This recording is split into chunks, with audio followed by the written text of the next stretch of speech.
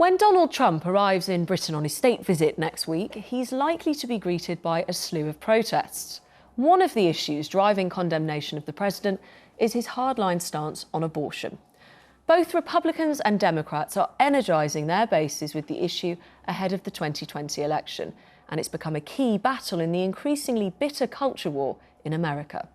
A number of US states, emboldened by a supportive president and an increasingly anti-abortion Supreme Court, are passing laws that restrict access. This Friday, Missouri may make history by becoming the first state in 45 years to no longer offer the procedure anywhere.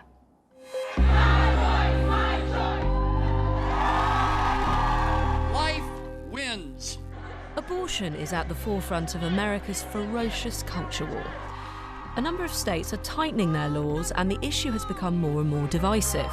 Anger on the pro-choice side of the debate has been heightened by the fact that many of the laws restricting access to abortions have been voted on by male politicians. When in Alabama, when all of the males were voting on it and not a single woman voted to keep it passed. Abortion has of course always been a polarising subject. But President Donald Trump put it front and centre of his pitch to the electorate in 2016. And his commitment to putting pro-life judges on the Supreme Court was seen as a vote winner for him. Do you believe in punishment for abortion, yes or no, as a principle? The answer is that there has to be some form of punishment. For the woman? Yeah. 2 weeks ago, Alabama made headlines around the world by restricting abortions by passing a bill to outlaw the procedure in almost all cases, including rape and incest. This week, Missouri is in the headlines, as its last abortion clinic is facing closure this Friday. This would make Missouri the first state in the United States without access to abortion services since 1974, a year after abortion was made a legal right by the Supreme Court in the historic Roe v. Wade ruling. Hostility towards abortion is not a new phenomenon, but it's clearly growing. In 2000, 4 states were hostile towards abortion, but by 2010 that had risen to 10, and by 2019 it's now risen to 14 hostile states, with 7 very hostile. In 2014, those hostile places such as South Dakota, Mississippi and Alabama, the number of legal abortion clinics is much lower. Compare those states that are traditionally more supportive of abortion like New York and California, the access to clinics is much higher. And with Trump up for re-election next year, the future of abortion rights and access will continue to be highly and hotly contested. So what's the impact of this renewed push to restrict access to abortion? I'm joined by anti-abortion activist Lila Rose, founder of campaign organisation Live Action, and Alison Dreeth, who's the Deputy Director at Hope Clinic for Women in the state next door to Missouri, Illinois. Thank you for joining me, both of you. If I could start with you, Alison, good evening. Hi. With this expected closure in your next door state, what will be the impact on your clinic? Well, the impact on our clinic will be great. If Missouri closes its last remaining abortion facility, that's going to leave 1.1 million women of reproductive age in Missouri without being able to access basic reproductive health care in their own communities. We've already seen an increase of patients, specifically over the past 2 years, with about a 30% increase to the number of patients we already see traveling from Missouri, which are about 55% of our patients. These patients deserve to access basic reproductive health care in their own communities, and it's not only putting a burden on patients, but their families and their communities at large. And the ramifications of these attacks on legal access to abortion are going to have severe and drastic ramifications for years and decades to come. And are you expecting, though, if the clinic in Missouri, the last one, shuts on Friday, which is a historic moment in terms of it being the first state that doesn't have an abortion clinic, are you expecting a significant increase of women to cross your door? Yeah, I think we're seeing that already, and this week we've been frantically planning for crisis management and how to mitigate some of the increased patient load. Unfortunately, we're just not going to be able to see the over 3,000 patients that see Planned Parenthood in Missouri annually for their abortion services, but we're going to do the best that we can to make sure we can accommodate those patients, not only by keeping our clinic doors open longer hours or adding more days to our rotation. We're looking into hiring new staff, getting volunteers in the clinic, and then helping with those other logistical problems that patients face, such as travel costs and barriers, childcare, and so on and so forth. So, well, let me bring in Lila at this point. Thank you for joining us, Lila. I think the reality we just heard from Alison there is that the clampdown on access to abortion services doesn't necessarily mean there will be fewer abortions. It's not suddenly like women will be saying, okay, I really want to keep this baby now. They've just got longer and farther to go.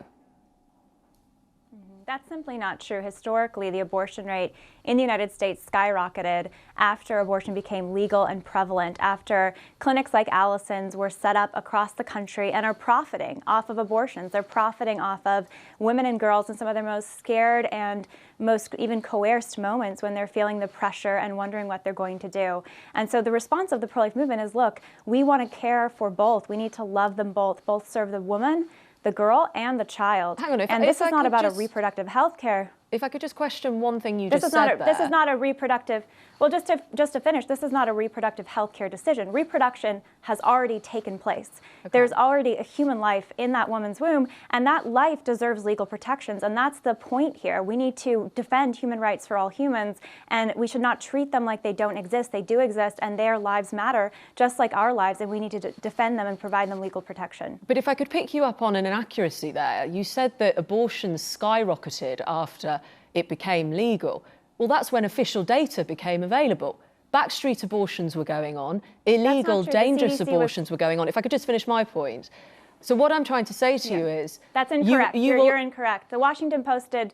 I'm going to finish the question, which is that you don't have data about illegal abortions. But you don't have data about it. So what I'm trying to say to you is clamping down on abortion access, it's a genuine question, won't necessarily mean that people continue to go forward with that pregnancy. What it may mean is that people are forced to illegal and backstreet solutions, which history has shown us.